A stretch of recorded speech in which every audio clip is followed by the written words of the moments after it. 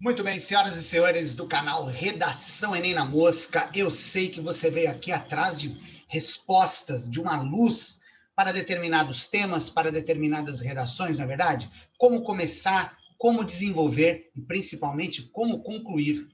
Bom, já que você está em dúvida sobre alguns temas, vamos trazer um hoje que é um tema muito atual, muito presente nas discussões recentes, e vamos começar agora a falar sobre ele, que é este aqui. Olha só, hein, pessoal?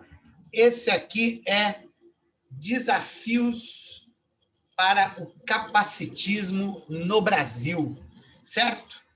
E você deve estar se perguntando, alguns, né? O que é esse tal de capacitismo? O que seria isso? Essa palavra existe? Vamos ver do que se trata, galera. Capacitismo, ele é uma expressão semelhante, vejam só vocês, em sua origem, a palavra empoderamento. Vocês conhecem essa palavra empoderamento. Empoderamento, dentro da linguagem formal, dentro do léxico português do Brasil, deixa eu falar para vocês, é uma palavra que não existe, certo? É uma palavra até, não digo que é bom evitar, né? Mas saiba que existem alguns corretores que não gostam, né? São mais tradicionalistas, mais puritanos, e não gostam porque acham que é uma palavra mal copiada do inglês para o português. Capacitismo está dentro dessa também. Ele é original de uma expressão em inglês também, certo? Então, antes da gente começar a trabalhar esse tema e saber o que é capacitismo, vamos lembrar sempre, né? Todo slide, em toda aula vai ter isso aqui. Sua redação deve ser dividida em introdução, um parágrafo ou dois, né? Dividido em apresentação da tese, mais o percurso histórico, certo? 2 parágrafos de argumentação cada um, com um assunto diferente, devidamente aprofundado, e nós vamos trazer 2 assuntos diferentes aqui nesse tema de hoje, e a conclusão com a proposta de intervenção, quem, o que, como e para quê. Lembrando sempre a você, aqui no canal Redação Enem na Mosca, que você já vai fazer sua inscrição, vai dar aquele likezinho, porque dá uma força aqui para esse professor que vos fala. Tem outras aulas que explicam o que é tese, outras aulas que explicam o que é argumentação, tipos de argumentação, conclusão, tudo aqui no canal, certo? Aulinhas de 12 minutos, se você assistir uma após uma aí, pode ter certeza que você vai desenvolver muito melhor a sua redação. Certo, pessoal? Então, vamos partir agora para o tema, vamos começar a trabalhar esse tema. Lembrando qual que é o tema? Desafios para o combate ao capacitismo no Brasil. Lembrando sempre você que o Enem, os temas do Enem, eles não se resumem ao tema em si. O tema que é o combate ao capacitismo, ou alguém mais distraído poderia falar apenas sobre capacitismo no Brasil. Mas o tema propriamente dito são os desafios. Quais são os desafios para o combate ao capacitismo?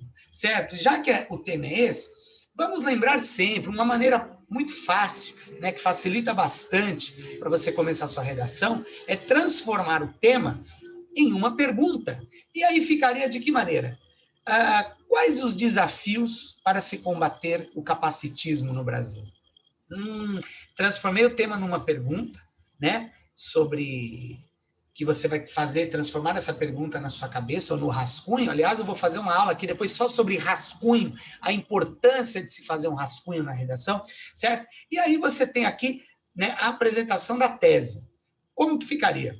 Toda forma de preconceito e intolerância deve ser combatida. Se na política, na religião ou nas torcidas de futebol já é algo condenável, quando se trata de deficiências, é pior ainda. Aí vem a tese. Por isso, o capacitismo é uma postura a ser combatida. Como o capacitismo não é uma expressão muito conhecida pela maioria, inclusive é uma expressão recente, né? Como eu disse a vocês, né? Cabe aqui, nesse momento, explicar de uma maneira breve, viu, pessoal? Bem breve, o que é capacitismo.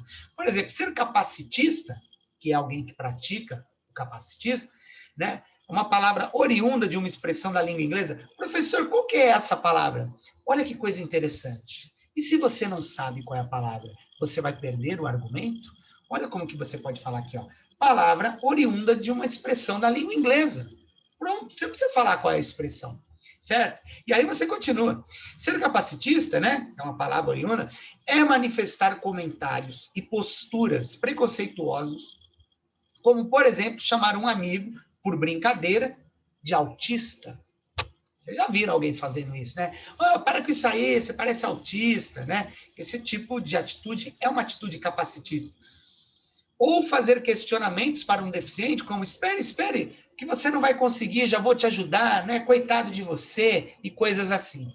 Certo? Então, nesse momento aqui, cabe dentro da introdução uma breve explicação, como essa que foi feita, né, a respeito do capacitismo. Lembrando, pessoal, tudo isso que você está vendo nessa aula não passam de sugestões, certo? Você pode, evidentemente, percorrer outros caminhos, porém, né, sugestões são sempre bem-vindas e pode te ajudar e te dar uma luz para percorrer esse tema que é bem complexo. Lembrando que ainda estamos na introdução e nós vamos agora para aquela parte famosa, que é o tal do percurso histórico, que, como eu sempre digo, não é falar de Dom Pedro, Napoleão ou datas famosas. É simplesmente falar como esse tema era tratado antes. E aí, inevitavelmente, vou entrar em duas questões: preconceito e deficiência, certo? Olha lá, eu sugiro que poderia ficar da seguinte maneira: o preconceito perante pessoas que possuem algum tipo de deficiência sempre foi regra no Brasil. Isso é um fato, pessoal. Né? As pessoas que tinham deficiências físicas ou mentais, elas sempre sofreram preconceito no Brasil. E o pior, elas sofriam a omissão do Estado, né? Como se elas não existissem. Então, por exemplo, nas estações de metrô, não havia indicações em braille, não havia elevadores para o cadeirante descer. Né? Vocês sabem que o metrô tem vários andares, né? Que você sai da rua e você desce lances de escada para chegar a um andar no subsolo, onde fica o mezanino, aí depois você tem que descer novamente para uma plataforma. Era um ambiente extremamente hostil a uma pessoa cadeirante, a uma pessoa deficiente visual, que dependia sempre dos outros. Hoje, por conta de leis e coisa e tal, você tem vários mecanismos, várias ferramentas de acessibilidade a esse público, coisa que não havia antes, né? Então, veja só. Embora muitas conquistas tenham ocorrido, como projetos e leis de acessibilidade e inclusão de alunos deficientes na escola, há muito que se fazer no país, mas dê certo, olha que palavra linda, hein? Para você colocar na sua redação, olha, dê certo. O que significa dê certo, professor? Dê certo é sinônimo de certamente, certo? Sabe aquela expressão que você gosta de usar? Com certeza? Evite essa expressão. Com certeza, meu querido e minha querida, é só a morte. Prefira certamente ou dê certo. Ficou chique, hein? Eu vi que você gostou. Mas, de certo, o principal auxílio não virá de leis nem do governo, mas sim das pessoas comuns. Olha aí, né? A gente atribui sempre, o governo deveria isso, o governo aquilo, mas, pô, vamos começar por nós? Vamos começar mudando nossas atitudes com relação a certas posturas? Hashtag ficou a dica, hein? Vamos lá. E o primeiro argumento, professor? Beleza, já fizemos, olha só. Fizemos a tese, certo? De que o combate ao preconceito, ao capacitismo é algo necessário. Fizemos um breve percurso histórico falando como isso era tratado antes, certo? E aí vamos para o primeiro argumento. Do que poderíamos falar nesse primeiro argumento? Né? Vai dar aí o nosso segundo ou terceiro parágrafo de nossa redação. O que são atitudes capacitistas?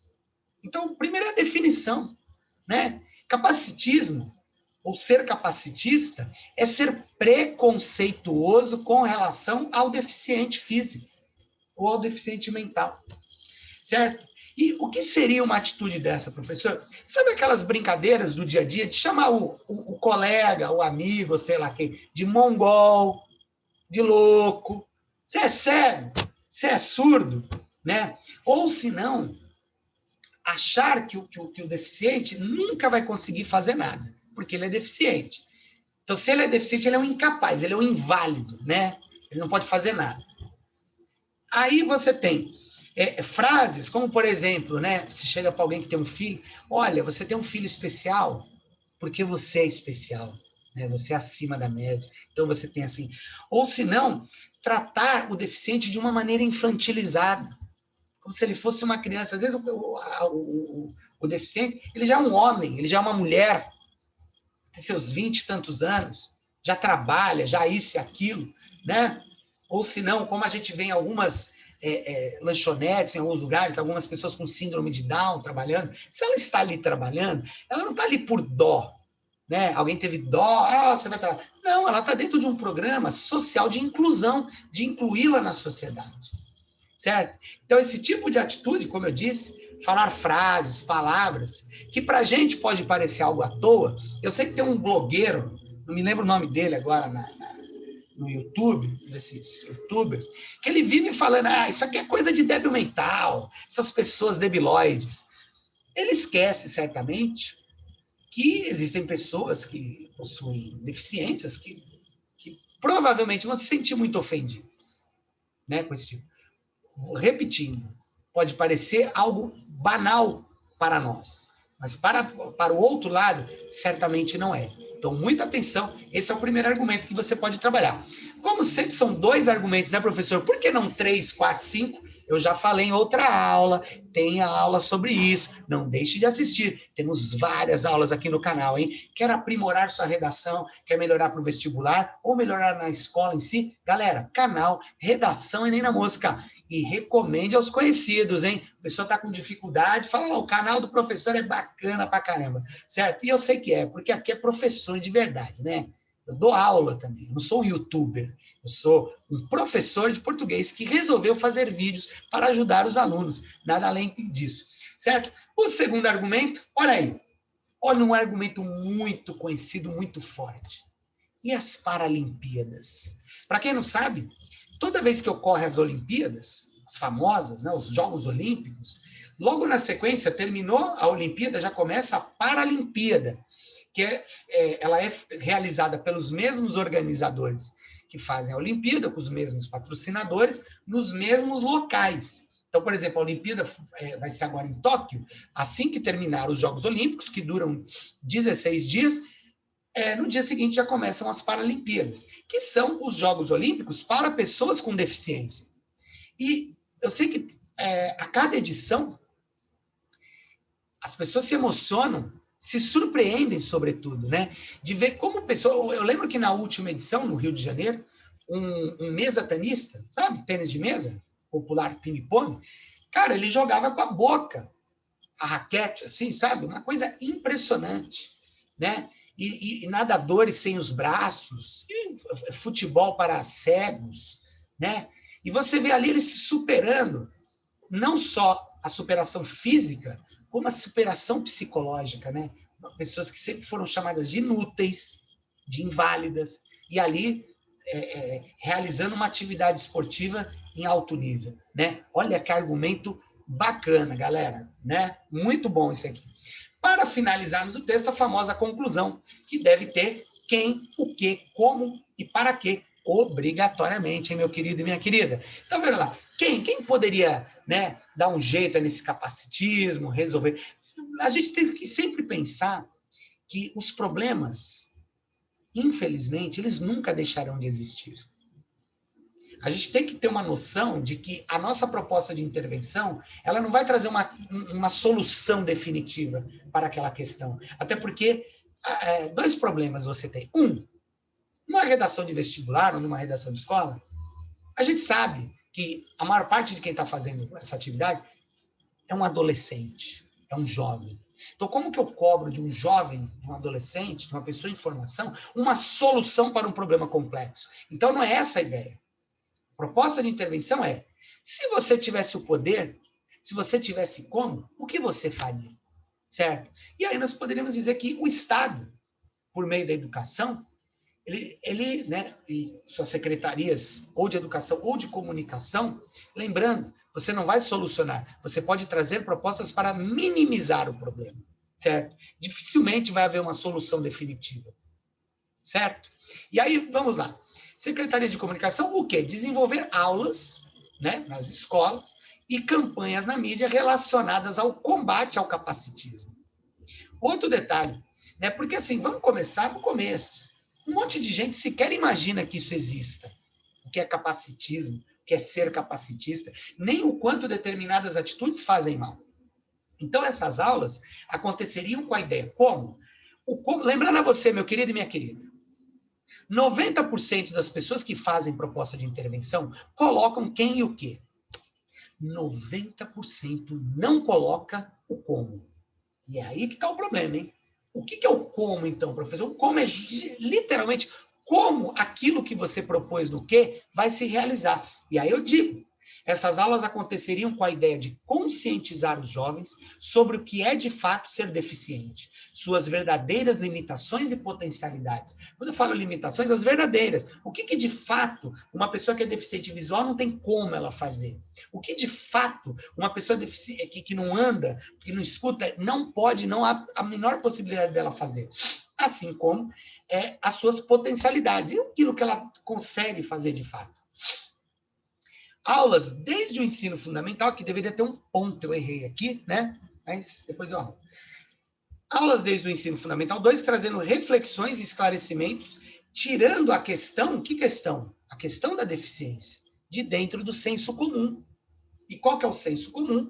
Que o deficiente, na maior parte das vezes, para a maioria das pessoas, é um inútil, é um estorvo, é um incômodo, beleza? Campanhas midiáticas intensivas também seriam bem-vindas.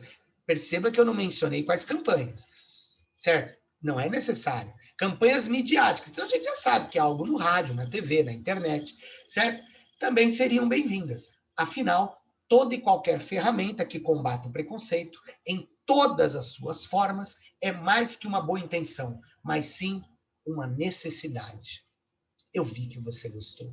Eu vi que você escorreu lágrima, né? Escorreram lágrimas de seus olhos depois de uma conclusão como essa, que mostra, de fato, quem o que come para quê, certo? Cumprindo a exigência da atividade Enem. Vamos lembrar uma coisa, pessoal. Você não precisa ser gênio para fazer algo genial. E outra, no Enem, você tem que cumprir aquilo que a proposta pede, certo? E dentro daquilo que a proposta pede, e o que ela pede? Você tem as outras aulas aí explicando. Tem aula, inclusive, como a prova é corrigida. Se você não assistiu, assista, não deixe de pegar esse conhecimento, né, de absorver essas informações. Então, dentro desse contexto, dessa exigência que a prova traz, é isso que a gente trabalha em uma redação padrão Enem. Tudo bem, meus queridos? Espero ter sido útil a vocês. Agora você sabe. Não deixe de dar o likezinho, não deixe de fazer sua inscrição e recomendar aos seus amigos e colegas o canal Redação Enem na Mosca, que procura ajudar aí você vestibulando, você estudante que quer aquela tão sonhada vaga na faculdade e sabe que quem vai colocar você lá dentro é a redação, nada mais do que a redação. Certo, meu querido e minha querida? Um beijo a todos vocês. Deixa eu stop sharear aqui para voltarmos à nossa tela e fui. Até a próxima.